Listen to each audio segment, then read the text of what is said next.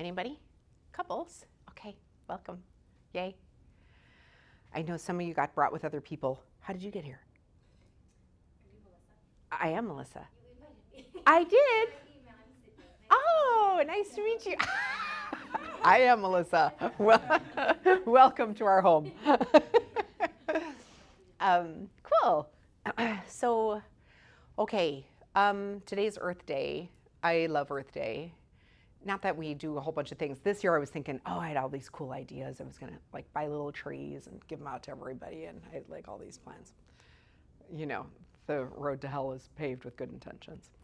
So we were talking about this today in Yoga Nidra, so forgive me, I think you're the only person that was here, but okay. Okay. I don't know if I'll be as emotional. I was pretty emotional earlier. So I have a background in sustainability, and when I was going to school for that, I had always been concerned about the environment when I was younger, when I was a kid and stuff. And then, you have kind of these like, you have ideals, but you don't have anything to back it up with, if that makes sense, right? Because you're young, and so you have like wondrous ideals, but there's no meat in what you are, whatever passionate about. And then you get older and you kind of learn things. You have a child, you see how hard it is not to use paper towels all the time, and just like things like that, right? And then when I went to school for sustainability, I learned kind of how important like a global mindset actually is. And we get into these places where we really cannot individually change the world because we'll be really disappointed. But what we can do is we can inspire other people to do good, and then that is what changes the world. So when I took it was a kind of an ethics class, environmental ethics class. I remember that I just sat there and I saw all of the things that these big companies did to small communities and just got away with it. And I was like, I don't know how anybody's ever going to overcome that.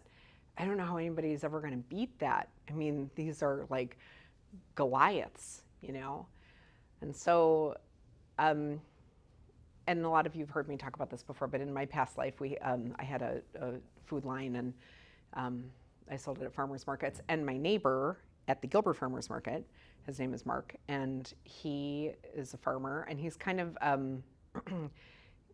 he comes across like he's real crotchety, but he's just like a teddy bear. I mean, genuinely.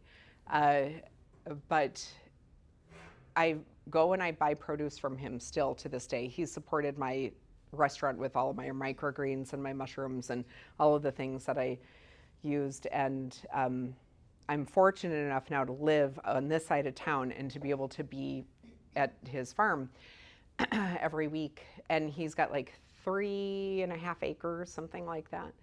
And every square inch of it is sustainable, like literally every single square inch of it. And I just realized my ringer is not off on my phone, so y'all on there, I'm gonna do that, and otherwise it's gonna be sad. Okay, there we go. So there are people who are making enormous differences in the world. There are people who are making enormous differences in the world, and you can share like their passion when you support them. He's got all of his he's got pigs and he's got ducks and he's got chickens, and he does crop rotation, and he does, everything is like sister planting, and it's just like the most beautiful thing. And you just walk around that little plot of land and it's like, oh, and some weeks I leave and I just like cry as I'm driving home, because I'm just like, there is a person who's dedicating his whole life for nothing else. Not He's not going to make $1 million being an organic, sustainable farmer. It's not going to happen. Like those things aren't going to happen. And he's like, he and Justo, the man that works with him, are just busting their butts to try to make their little corner of the world better, you know? So, and that's what we're doing here. And when I look out and I see everybody here, and I just think that's what we're all trying to do, right? We're all trying to make like our little corner of the world better. And so, and we can do it in a different way of inspiring people and sharing the beauty of that, that mindset of making a little difference and sharing it with another person and sharing it with another person and sharing it with another person. And it's infectious. And then it just grows. And so that's why we all do what we do. Right, Paige? Right, Quint? Where's Quentin? There you are. Right, Quint? You're hidden in the sea. So who has never meditated? Let's just go there. Okay. Yay. That's okay. That's a good thing. So what's going to happen tonight is you're just going to be like carried up with all of the energy of everybody else's meditation, and you're going to be like a rock star meditator by the end of the night. So I would like to do a kind of like lead into silence. That's why I had asked if everybody's phone was off. That's why I had to make sure my phone was off. I want everybody else's to be off and mine is still on, because we're going to do a little bit of talking and guiding, and then we are going to go into some silence. If you're not comfortable in your seat, I invite you to lay down, but I do ask that you stay present. You know, do what you need to do to stay present, because there's a difference between the meditation and a sleepy nap time. Okay. All right, so we'll shut the backlights off. And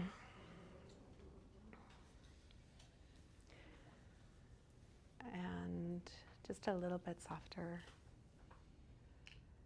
Okay, that's great. Okay.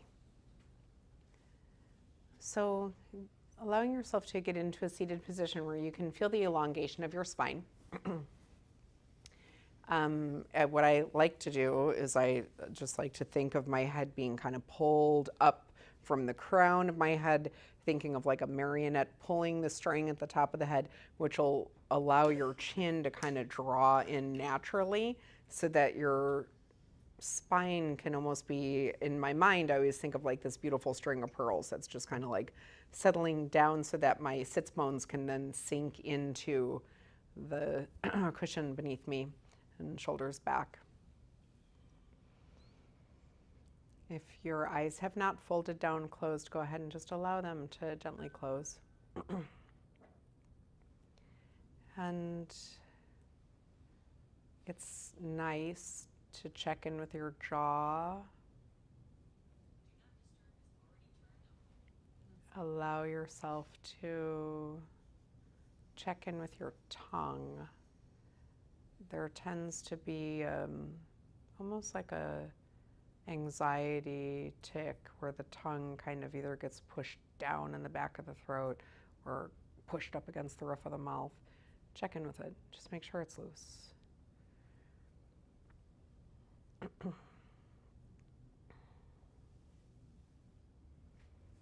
It can be nice to allow the corners of your mouth to turn up so you feel like you have a little soft smile on your face.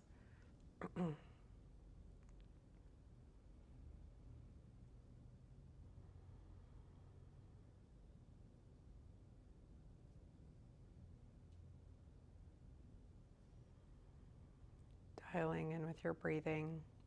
And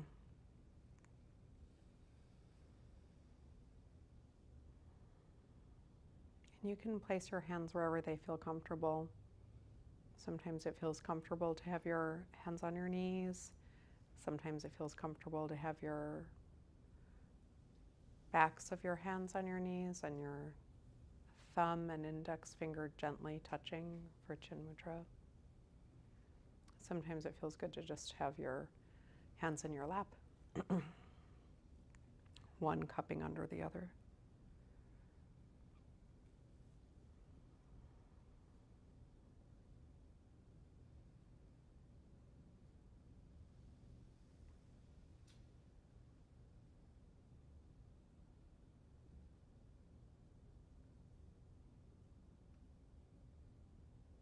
Allow yourself to be a little bit more cognizant of your breathing.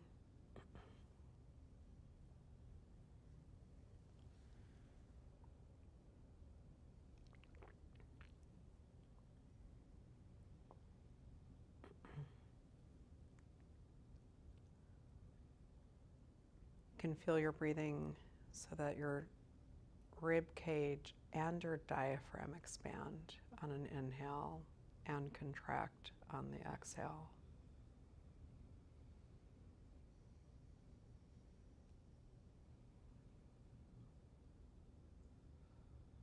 It's almost like a beautiful expansion of this barrel.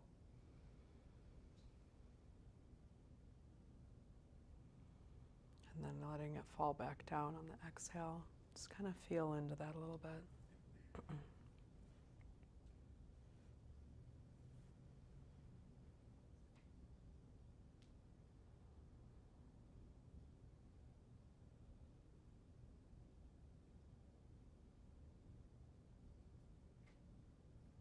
It can be nice to bring your gaze point with your eyes closed to the area of where you think your third eye is.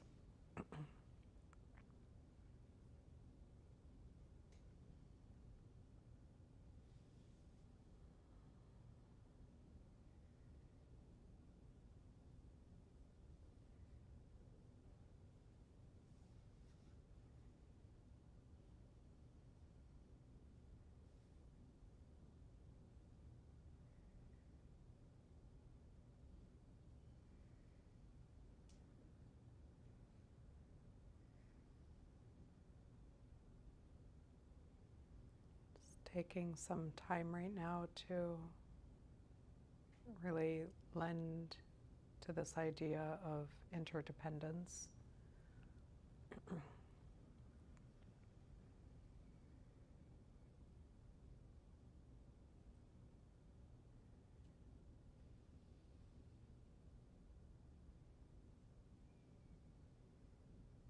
And even as we sit in this room,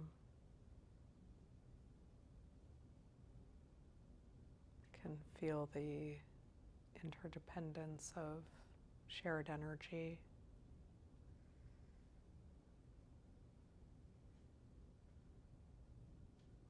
As if in our imagination, it's like we're linking arms for something better.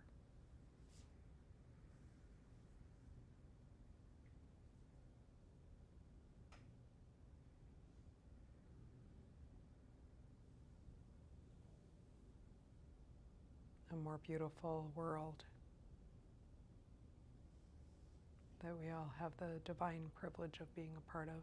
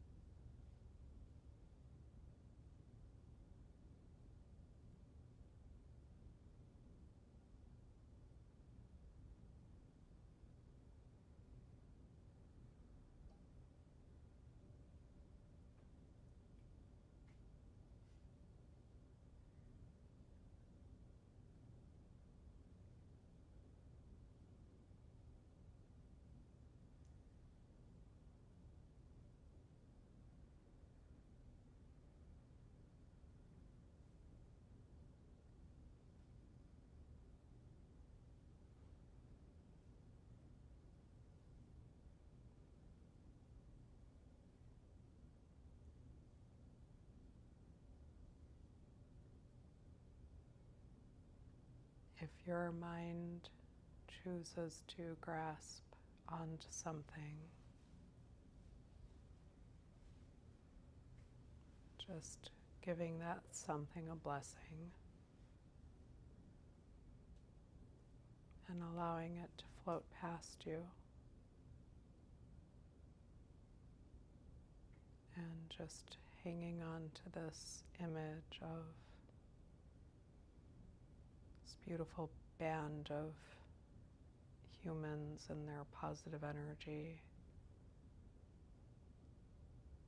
uniting for something greater without specifications to it or parameters.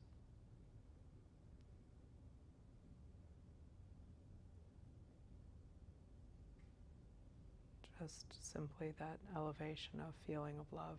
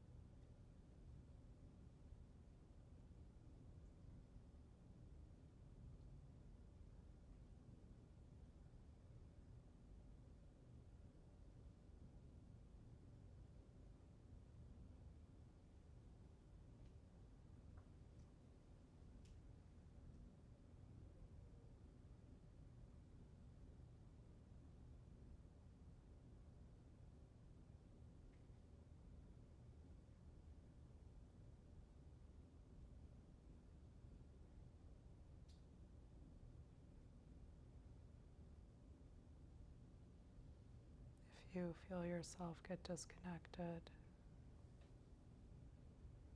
it can be helpful to allow your heart to reconnect with the other beings in the room.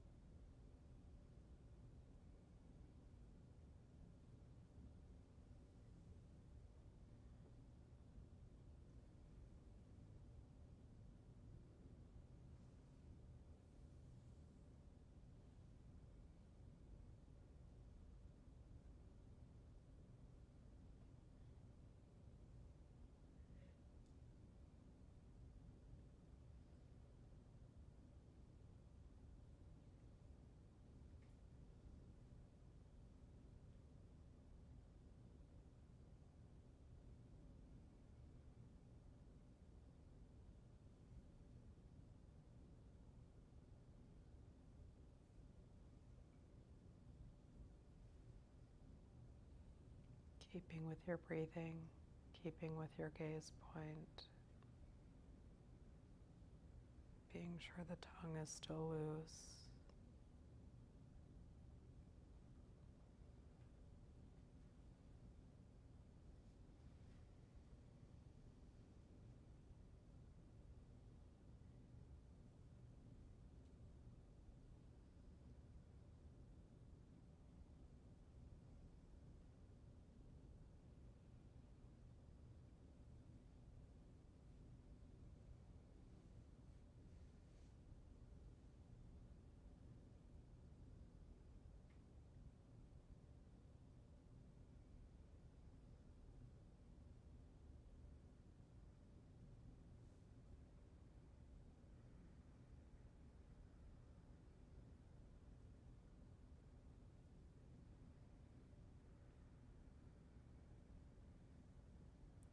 These last few moments, allow yourself to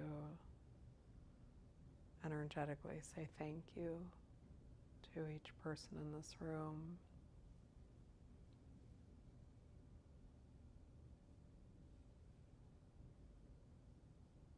And just know that as you are sending those thank yous out, open yourself to receiving all of that back in.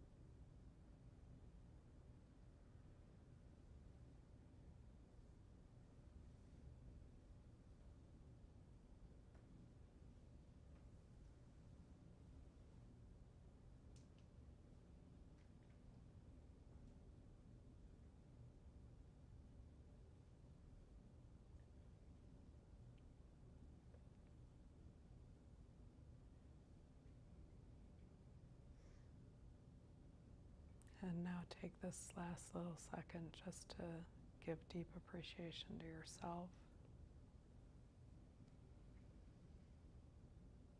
for choosing to live consciously, for choosing a road that can be difficult and requires a lot of discipline. Giving yourself a moment to be very proud of yourself without expectation or parameters.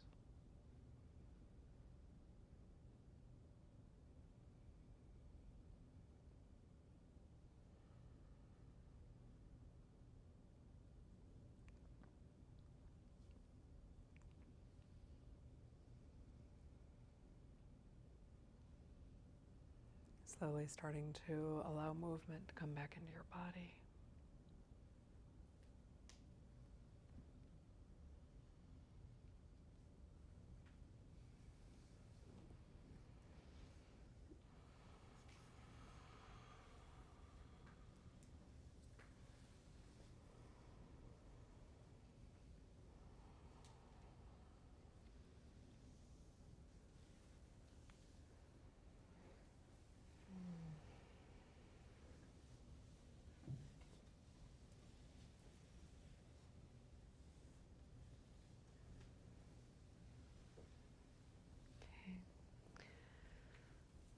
So last thing that we're going to do tonight is I want you to just turn to the person next to you on either side and just look at them in the eyes for a second and just say thank you to them.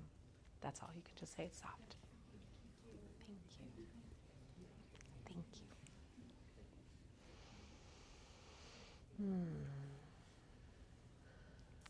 Meditation is such a gift. It's such a gift. And when we are in a space where we can share energy, it's such a blessing. It really, really is. And to be able to be in a room filled with people who all have the same goal. I mean, do you guys have any idea how lucky we are? It's super cool. And, you know, I shop at places and I think, oh, these people are probably a little bit like me, but then sometimes I'll listen to their conversations and I'm like, oh, that's not me. and here it's like, it's all safe. Everything's safe and everything's good. It's so nice, you know? We're so blessed. We're so blessed. So, Misty, I love you so much. Because we are, right? We're just so blessed. That's crazy. So try to share that with the world that you live in. You know, I think I told the Trader Joe's story last week, but it bears repeating. When I was at Trader Joe's, I think it was last week, I just told the cashier lady, I was like, I'm so grateful to you guys. Like, I never want you to change. I don't want you to get a kiosk. Don't get kiosks. Don't stop bagging my groceries. Don't, don't stop doing these things. Like, I love you because you treat me like I'm human. And like, they ask me every time, did you find everything you need? And then I'm like, I couldn't find, and they like run and they go get it for me. And then they come right back. And I'm like, I love you. What I mean? Like, it makes such a difference. And so we can do that for everybody. Like, we can be that light for everybody. And the more we do that, we can change the world, That was Gandhi's whole thing. That's why it says it on the Subaru. It doesn't say Chang, it says be change. I just put the E in the wrong place.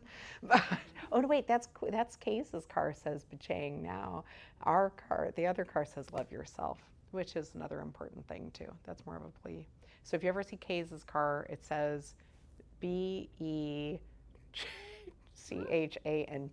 So my Uncle Mark was like, what's Bachang? And I said, no, it's supposed to say be change. I just put the E in the wrong place. So we call it the Bachang, but no, it's supposed to be change. But we have the power to do that. We have the power to do that in every moment of every day. Every moment of every day, even if it just starts with ourselves, trying not to be reactive, trying not to feed into our ego, and it's a constant try. We were just talking about this last night. There's no rest for the weary on this. Every single person in here has come here because you've chosen to live consciously. It's a lot of work. Because if you don't, then you're just at home watching TV, which is fine too. I mean, I have my times. I watched Legally Blonde after the Customer Appreciation Day because I was so tired and I was like, I just want to do something that feels like marshmallows for my brain. And so that's what I did. And so, but we are here because we're all trying to ascend. Do you know what I mean? We're trying to ascend. And that requires effort on a regular basis. So, okay, in way of announcements, we have two things. This Thursday is the middle road class. So that's how to engage in more meaningful conversation. So it's a nice class. It starts at 8:15. All are welcome.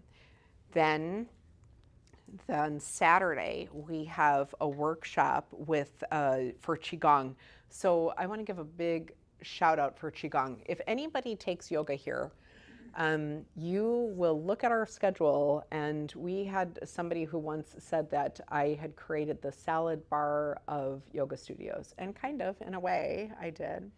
But I did that by design. I did that for a very, very specific reason, because I feel like people's practices, that's why we have meditation, that's why we have a hiking club, that's why we have a book club, that's why we have, obviously, the yoga, right? But not all yoga is one size fits all. And so if you are trying to get more in tap with the energies of the earth and understanding how that energy moves through you, take the Qigong workshop on Saturday, because that's why we have that. It's considered Chinese yoga, so that's why we have it. And Qigong is like the father to Tai Chi and all of the other practices. And Nacho's going to be teaching that workshop, and he's a really, really, really good practitioner.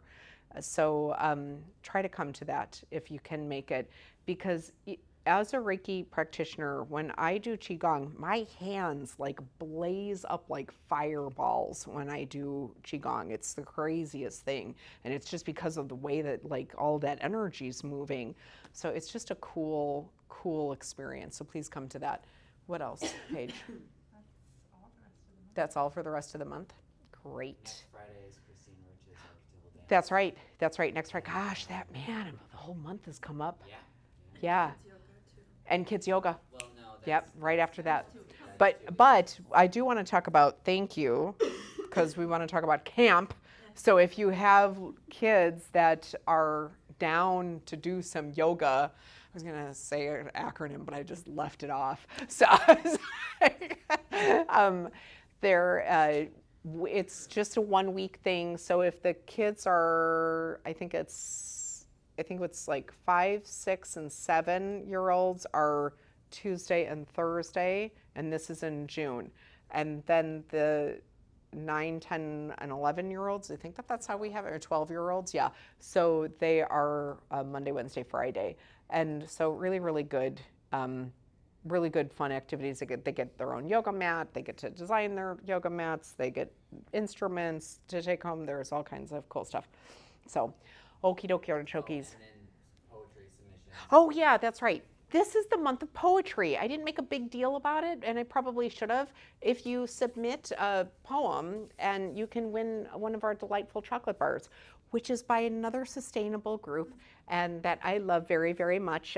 Stephen and Casey, I know them from the farmers markets as well. They work with all sustainable farms throughout the world for their cacao beans, and they're just an amazing, contribution to what they're doing, helping these farms, doing the things that they're doing. So you can win one of those. So please submit your poems before the end of the month. Couple ways to do that. Either A, you could print it off. Next Tuesday is the day before the end of April, so you have till next Wednesday to submit it. You could print off a copy and bring it in next week if you'd like, or email us at zenlifehealing@gmail.com. Wendy will gather and organize them all together, and the winner will be put in the newsletter. Yes. But I think we put all submissions in somewhere. All the submissions are going on a blog. Yep. That's right. So, okay, that's all. Have a good night, everybody. Thank you, thank you, thank you.